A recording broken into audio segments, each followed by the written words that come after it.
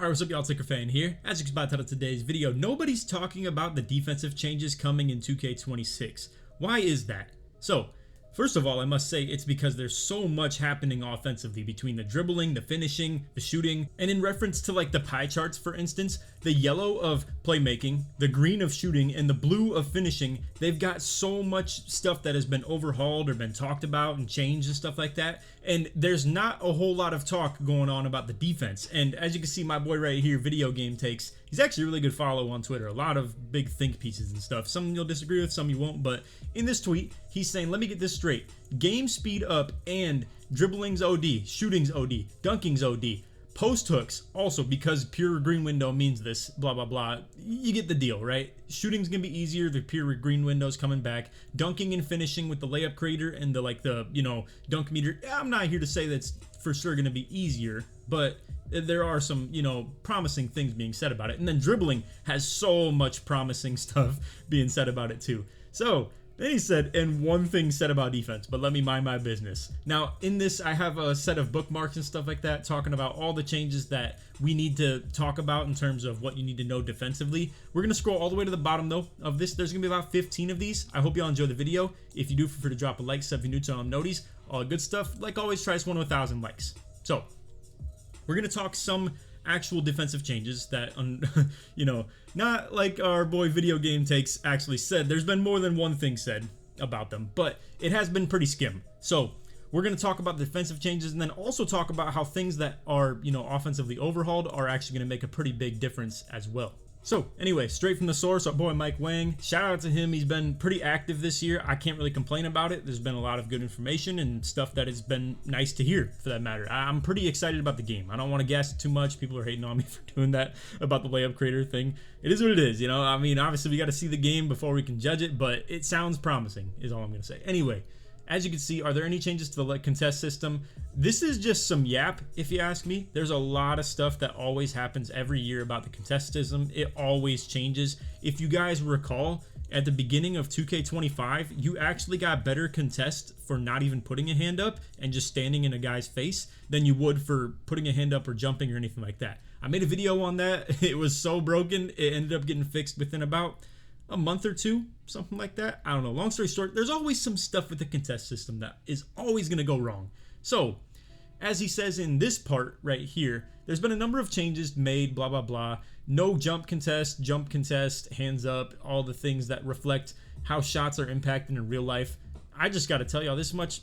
I don't know if you ever want to take shot contesting and be realistic about it. I mean, look at the way some people play offensively in the NBA. Kevin Durant included, Steph Curry, all these guys, a hand in their face doesn't really change much, let alone can you even really impact it. Now, if that has something to do with height in terms of contest, stuff like that with the KD or blah, blah, blah, badges, deadeye, things like that, obviously it's all understood, but that's why I think this is so vague and I don't want to talk about the shot contest system too much. I just want to let you know that it's been overhauled.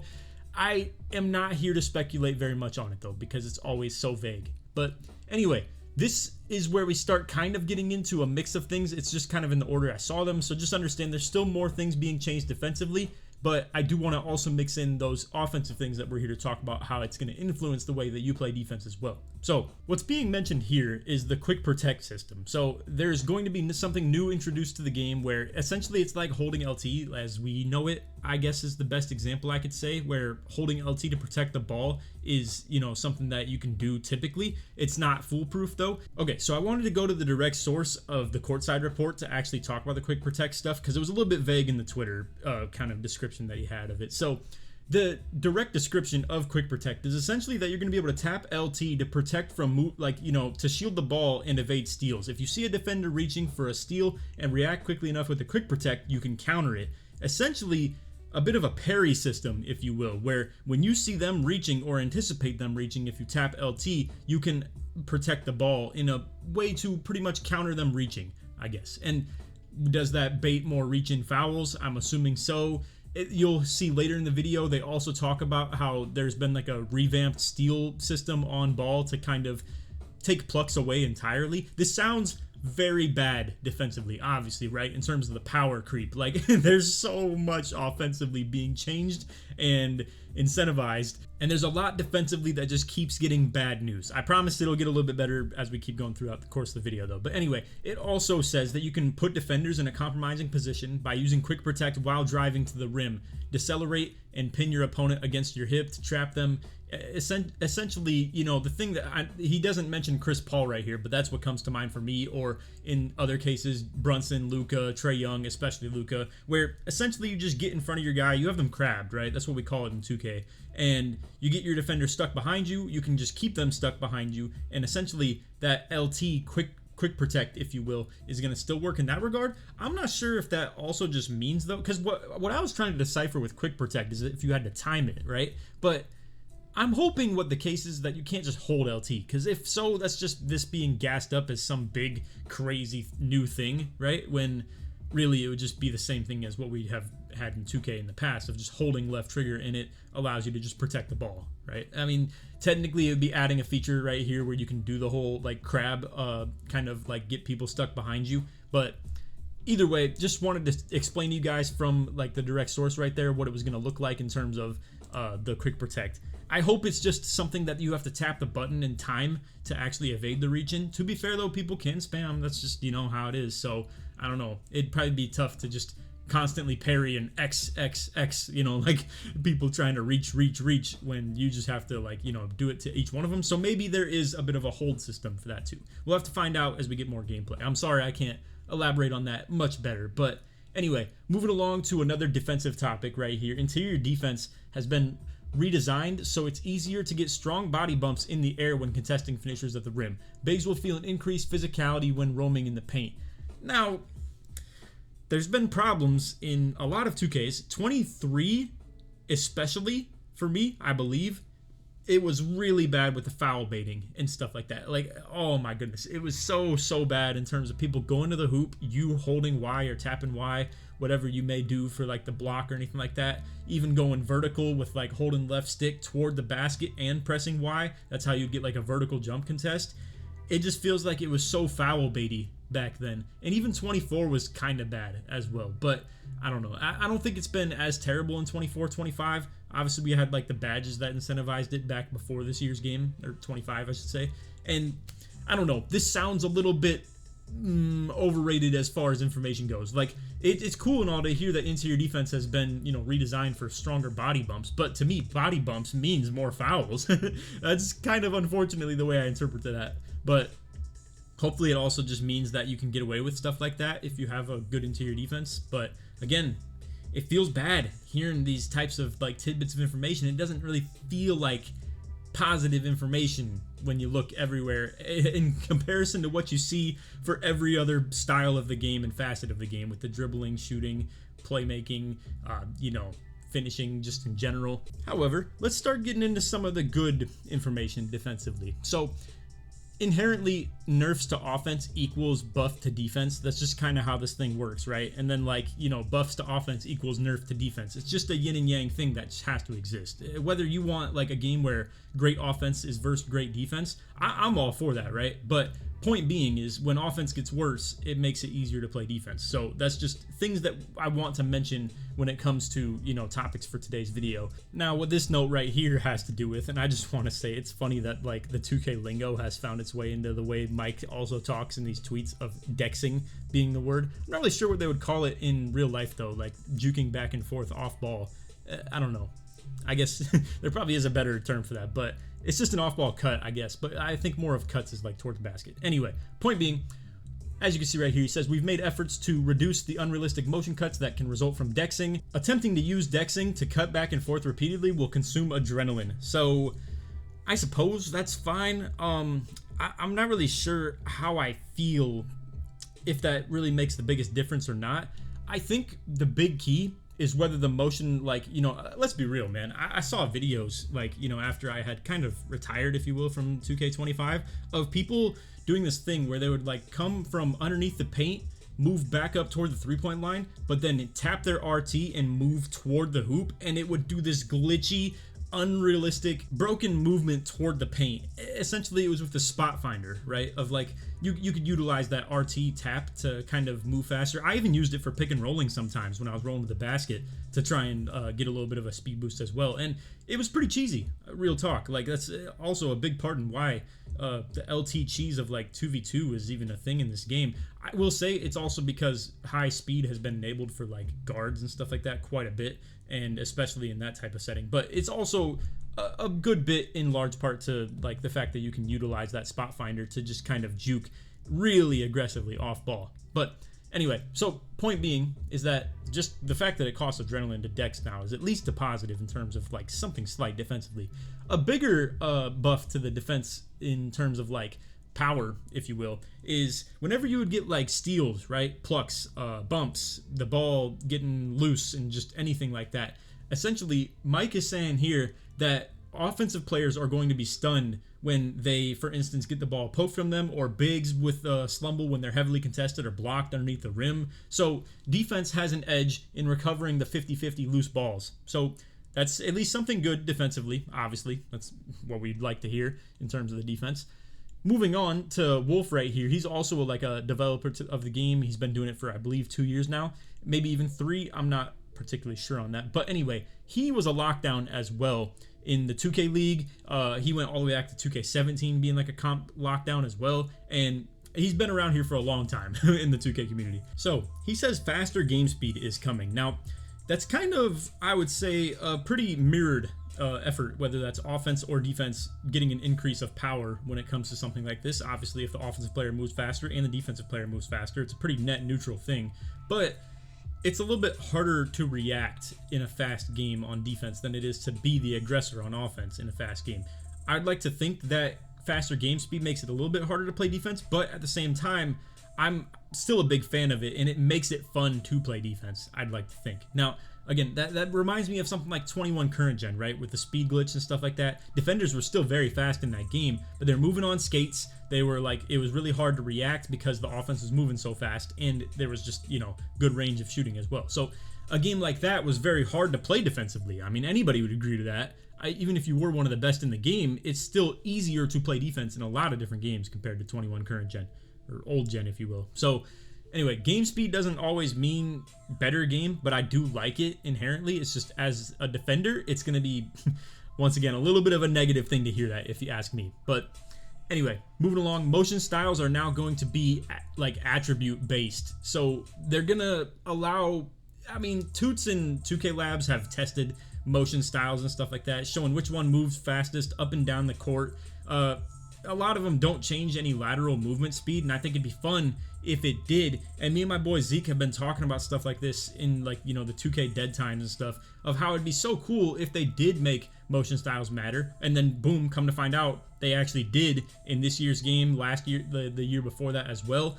And then on top of that, now they're putting in like attribute caps on them as well. I hope they've tested them very diligently, because it's going to suck if they have things that are like, I don't know, you require a 60 lateral quickness, or like, perimeter defense or something like that, and then you just get the best motion style for having a 60 instead of it demanding something more like a 90 perimeter defense or something like that. The more you put these kind of things in the game, the more it makes your actual attributes and like badges and stuff like that you instilled in it to matter less, unfortunately. I think it's just maybe not a great addition in retrospect, and I know I was just saying we were dreaming of that back in like 22 and 21, me and my boy Zeke, but I just hope they balanced it properly. I think to explain what I think would be best with a system like this is if it rewarded certain styles of movement, right, based on what motion style you actually equip. So I think it'd be fun if there was like a sprinter one, right, where it's a very enhanced up and down the court movement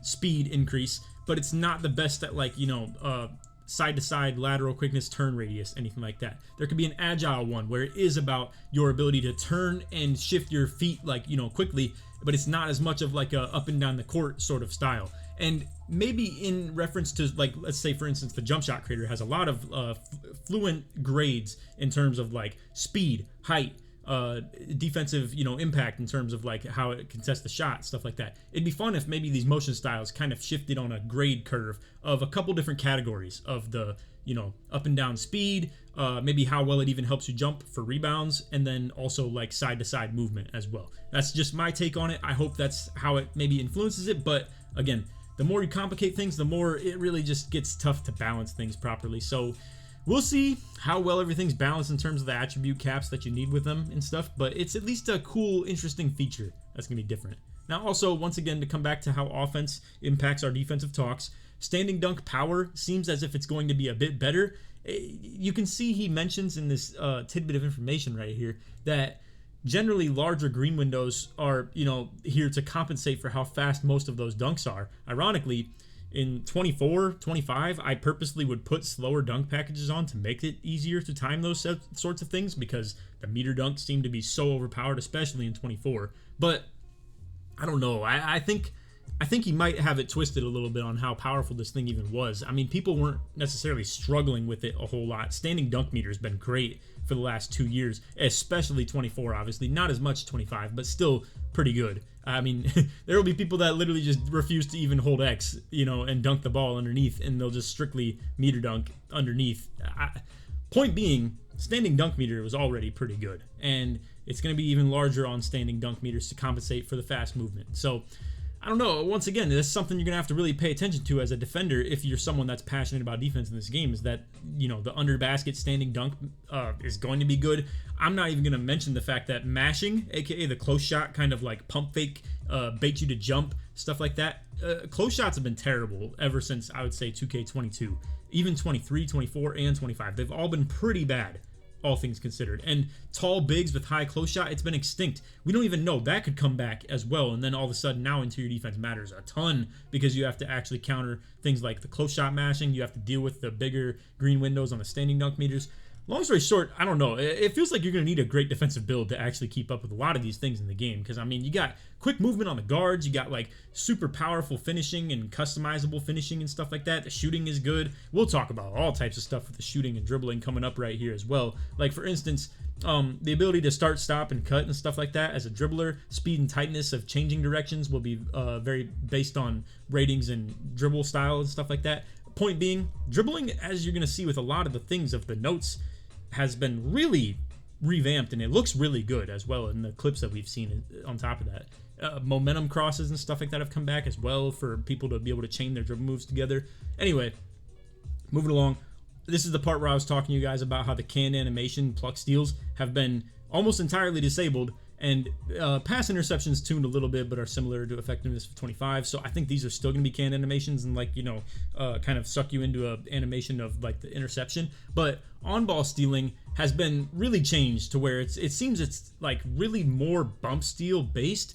But the 2K brain in me doesn't like hearing that because it feels like that's the only thing that high steal rating has ever really kind of gotten rewarded for. You know what I mean? In 2K where it's just pluck steals and interceptions. You could get bump steals with 25 steal rating. I've seen guards do it. I've seen bigs do it. I've seen everybody do it with 25, 40, 60, whatever the cap is for like something interceptor that people end up with their builds and stuff like that.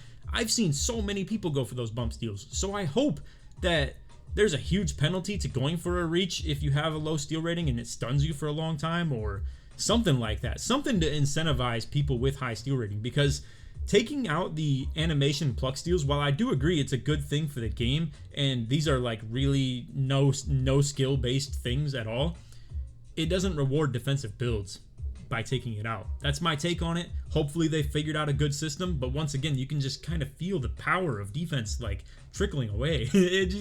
There's so many things that just from reading at least, and again, not gameplay testing, but reading, it just seems like it's been nerfed. Anyway, one tidbit of good information for defense: they're bringing back the simplicity of pulling the chair, of just tapping B while the player makes contact with you. So that's cool for post-ups and stuff like that. It's nice to be able to kind of perform these every now and then. I've had some fun clips of 2K20, and it's like the fun way to counter post scores, if you will. Like, if you play too tight to them, they'll like hit you with the post spin and get you kind of ankle breakered, if you will. And then if you sag off on them too far, they'll hit you with the hooks and the fades and stuff like that. This is kind of a way to combat some of that stuff, you know, without being so obvious in the way that you're playing them, because you could allow them to kind of hit you with the power back down and then boom, pull the chair on them. So good information defensively right there. Now this is another thing, the offensive talks of like how offense is going to get easier and better. Let's talk about the quick catch and shoot mechanic that they're talking about in this. It's in these 2 pins that I have right here. So as you can see, anyone can perform the quick catch and shoot mechanic. There are no restrictions. I'll explain a little bit in a sec what it actually is. And then the green window for quick catch and shoots are the same as regular shots. I quoted this on Twitter and said I think this is inevitable that they're going to change this, because why not just be able to do this? So essentially, let me pull a YouTube video of what they're pretty much referencing. All right, I'm gonna keep this real short because I don't want to get copyrighted. So anyway, what comes to mind for me with this is Sam Hauser hitting this no dip catch and shoot in the finals. So he catches the ball, does not bring it down, and just instead shoots it right away, as you can see, to negate the contest from Luka right here. So pretty much, as you can see, catches it, does not bring the ball down, and just lets the ball go. Boom. And then he actually hit this thing too. That's pretty fire, pretty crazy. Now, naturally, seeing something like that, right, and imagining it in the video game, I think that's cool. I think it's like a way to beat rotations on defense and pro-am. It's a way to punish people for sagging off you for like help defense and bait, if you will, trying to like, you know, anticipate giving you a gap to shoot in, but then actually be able to close out and contest you. I think this is a really cool feature. However, I think they need to nerf it in terms of like either this is kind of not cool that anybody can do it. Let's be real, bro. I mean, I shouldn't be Anthony Davis or Andre Drummond or something like that, you know, like mediocre to completely incapable shooter and just be able to do this feature. I think that's kind of dumb. I think that's something that should be restricted in terms of at least a cap, but that's tough to kind of police a little bit, because then if you just set it to something like 60 3-point rating, that's like even more of a benchmark for everybody to just be, you know, all over in terms of trying to just hit. So I guess that's not as much of what I would be stressing, but I think the green window just needs to be smaller for shots like this. I mean, I think that's a pretty straightforward thing. I will say, I then also quoted this on Twitter saying, while I do understand that I think that you should make the green window smaller for shots like that, I think at the same time, some people just don't even put the fastest jump shots or anything like that on because they can't handle them. I've seen point guards that like will do something like that, right? Because they can't handle the speed of the shot. It's possible that it'd be really hard to time that type of shot that is already going to change the timing of your typical jump shot, because you're used to like, you know, the catch and shoot kind of timing of it and the, you know, the dip and the gather, if you will. This one's going to completely cut out the dip and just go straight up with it from, you know, high point or chest point, if you will, all the way up to release. I guess what I'm trying to say is it might be hard to time these, you know, inherently as is, rather than just making them harder to hit. So maybe that's why they're not going to be making the green window smaller for these types of shots.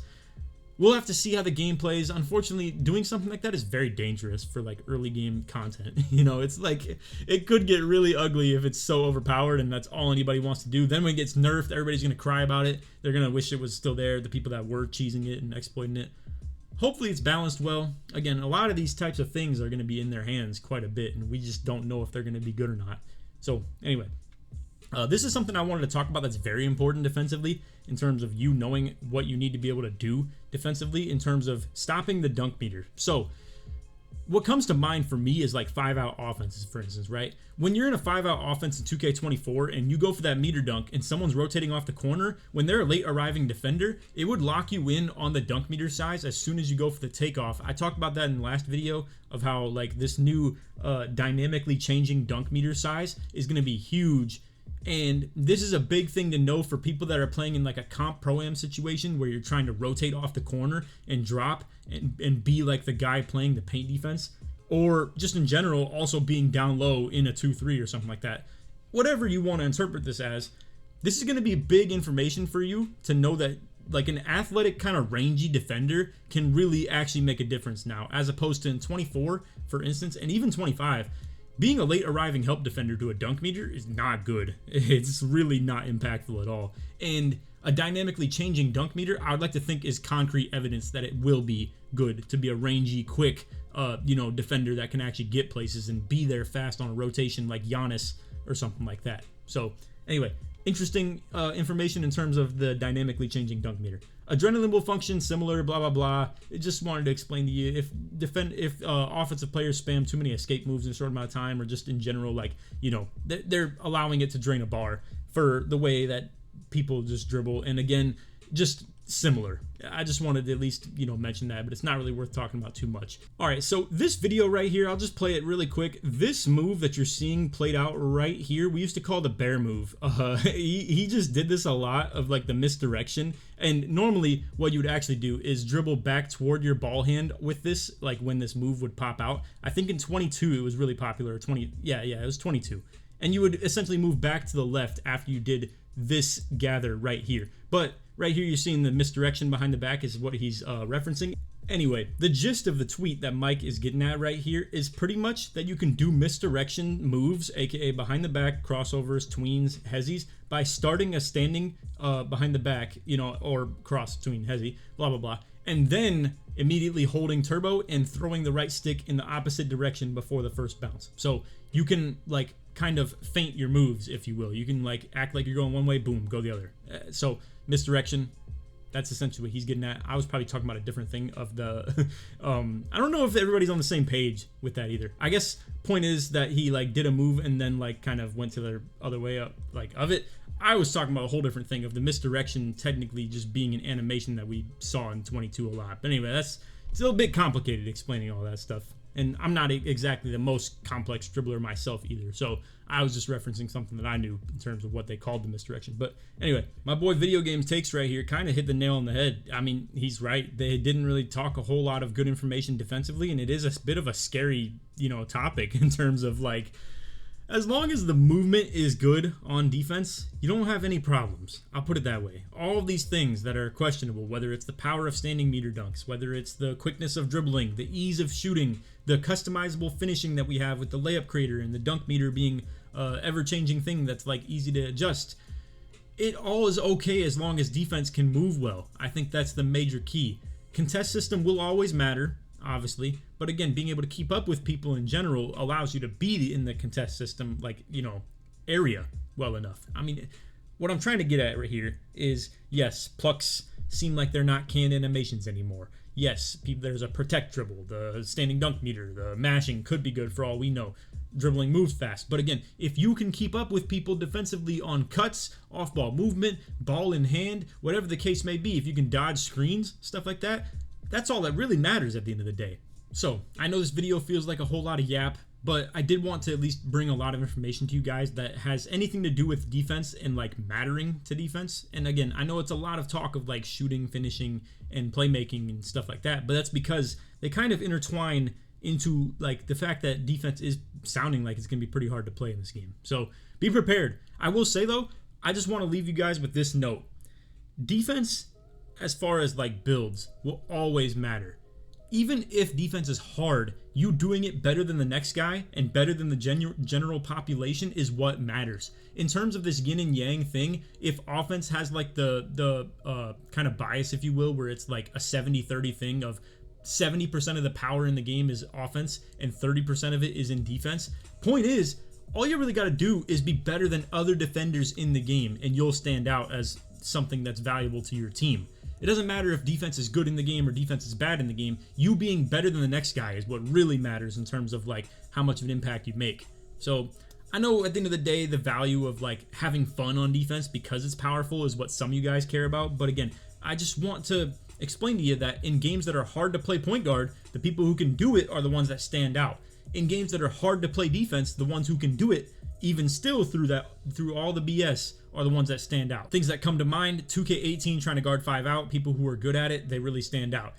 21 current gen, old gen if you will, trying to keep up with the speed boost glitch and stuff like that. People that develop a system that's, like, you know, kind of containing that in the best way possible. Even strategy of just talking about that as well. Those are the ones that stand out. So again, that's why I really want to kind of drive that point home for you guys, that even if defense is hard in this game, if you are better than the other, like, next guy or just everybody else at it, then that means you still stand out. It doesn't matter if defense is bad.